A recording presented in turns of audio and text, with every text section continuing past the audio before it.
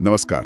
आज हम श्रीमद् भगवत गीता के 18वें और कह सकते हैं अंतिम अध्याय के बिल्कुल सार तत्व में उतर रहे हैं। हाँ, वो अध्याय जहाँ श्री कृष्ण अपने पूरे उपदेश को जैसे समेट लेते हैं। बिल्कुल, एक चरम बिंदु पर जहाँ ज्ञान कर्म में बदलता है।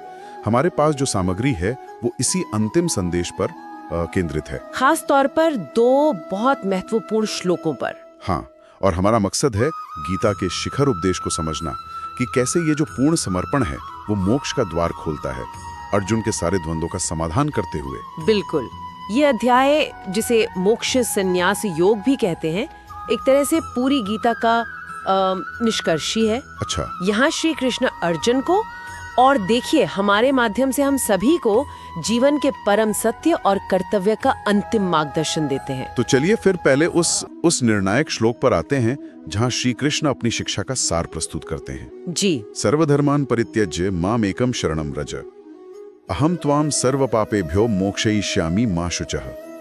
ये सुनने में जितना शक्तिशाली है उतना ही गहरा भी लगता है। हाँ, बहुत गहरा। सभी धर्मों को त्याग कर मेरी शरण में आ जाओ, इसका वास्तव में अर्थ क्या है? क्या सब कुछ छोड़ देना है? नहीं, ये एक बहुत आम गलत फहमी है। सर्वधर्मान परित्यज्य का मतलब अपने सारे कामकाज छोड़ना नहीं है। अच्छा। यहाँ धर्म का मतलब सिर्फ पूजा पाठ या कोई खास मजहब नहीं है। इसका दायरा बहुत बड़ा है। व्यक्ति के कर्तव्य, उसके आश्रय, उसकी मान्यताएं, मतलब जीवन जीने के सिद्धांत भी।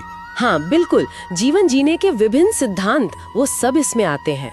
तो श्री कृष्ण कह रहे हैं कि इन सब बाहरी और यहाँ तक कि आंतरिक आश्रयों से भी मन हटा लो। अच्छा। उन सब के प्रति जो एक आसक्ति होती है ना, जो कर्तापन का भाव होता है, मैंने ये किया, मुझे इसका ये फल चाहिए ही चाहिए। हाँ, वो मैं और मेरा वाला भाव। बिल्कुल, उसी को त्याग कर केवल एक मुझ पर यानी उस परम चेतना पर पूरी तरह निर्भर हो जाओ। तो ये अहंकार का त्याग है, मोह का त्याग है। अहंकार, मोह और सबसे बड़ी बात फल की चिंता का त्याग है। यही वो बिंदु है जहाँ अर्जुन की जो शुरू की दुविधा थी ना, युद्ध करूं या ना करूं वाली। हाँ वही, उस द्वंद्व से ऊपर उठकर कर्म को ईश्वर की इच्छा मानकर करना, ये है समर्पण। लेकिन ये कहना कि अहंकार छोड़ो या फल की इच्छा त्यागो सुनने में तो बहुत आदर्श लगता है, पर असल जीवन में से कैसे करें जहां हर कदम पर परिणाम है, जिम्मेदारियां हैं, वहां ये पूर्ण समर्पण, इसका व्यवहारिक रूप क्या होगा? कहीं ये एक तरह की निष्क्रियता तो नहीं? नहीं, ये बहुत अच्छा सवाल है और यही गीता का व्यावहारिक पक्ष सामने आता है। समर्पण का अर्थ कर्म छोड़ना या निष्क्रिय होना तो बिल्कुल भी नहीं है। अच्छा। बल्कि ये कर्म करने के ढंग में बदलाव है। मतलब है अपना कर्तव्य जो भी काम है उसे पूरी योग्यता और निष्ठा से करो। ठीक है। लेकिन उसके परिणाम की चिंता या उस पर अधिकार जताने की भावना के बिना। जैसे एक कुशल कारीगर है, वो अपना काम पूरी तन्मयता से करता है। हाँ। पर अंतिम उत्पाद कैसा बनेगा वो पूरी तरह उसके नियंत्रण में नहीं होता। वैसे ही कर्म करना है और उसका फल चाहे अच्छा हो या बुरा उसे ईश्वर को समर्पित कर देना है। अच्छा, मतलब कर्म करो, फल की चिंता मत करो वाली बात। हाँ, और इसीलिए आगे कहते हैं मां शुचः, शोक मत करो। जब कर्तापन का भाव नहीं रहेगा, फल की चिंता नहीं होगी, तो फिर भय और शोक भी नहीं रहेगा। और श्री कृष्ण यहाँ आश्वासन दे रहे हैं कि इस समर्पण से वे सभी पापों से यानी कर्म के बंधनों से मुक्त कर देंगे। तो ये मोक्ष का आश्वासन है। हाँ, और यहाँ मोक्ष का मतलब सिर्फ मरने के बाद वाली मुक्ति नहीं है। हाँ। बल्कि जीते जी कर्म करते हुए भी एक आंतरिक स्वतंत्रता, एक शांति पाना है। ये स्पष्टीकरण बहुत महत्वपूर्ण है। तो कर्म करते हुए भी उससे अलिप्त रहना, यही कुंजी है। बिल्कुल। अब देखते हैं कि श्री कृष्ण के इस चरम उपदेश पर अर्जुन की क्या प्रतिक्रिया होती है। वो दूसरे महत्वपूर्ण श्लोक में है ना? जी हाँ। अर्जुन का उत्तर आता है, नष्टो मोह स्मृतिर्लब्धा त्वत्प्रसादान मयाच्युत स्थितोस्मि गत संदेह करिष्ये वचनम तवा। इसका क्या अर्थ हुआ? ये श्लोक ज्ञान के फलित होने का, मतलब ज्ञान के असर दिखाने का प्रमाण है।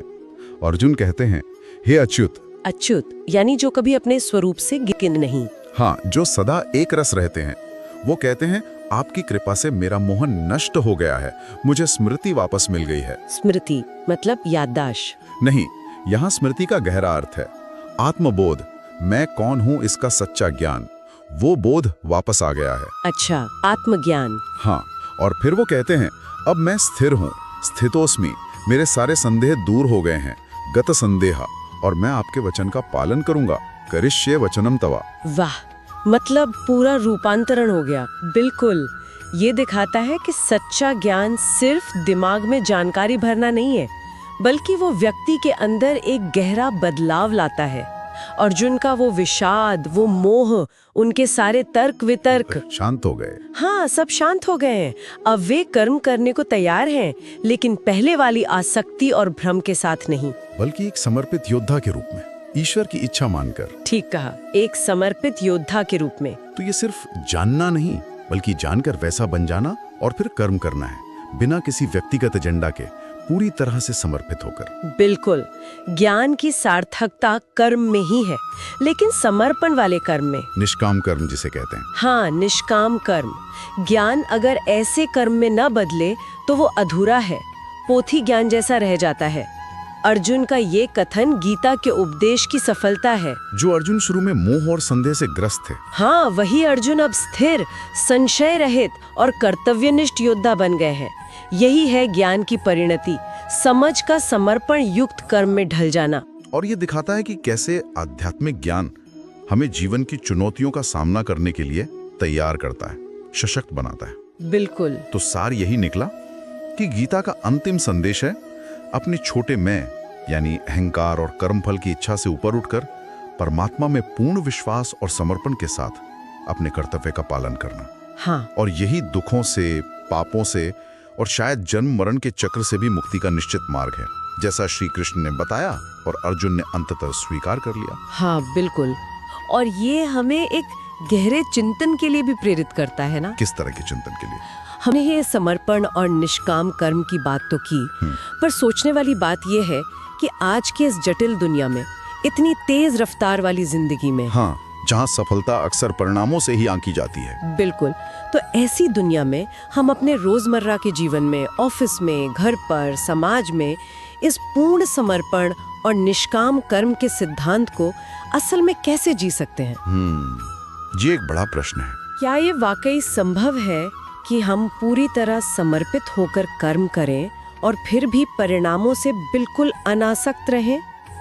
ये शायद हर किसी के लिए एक व्यक्तिगत खोज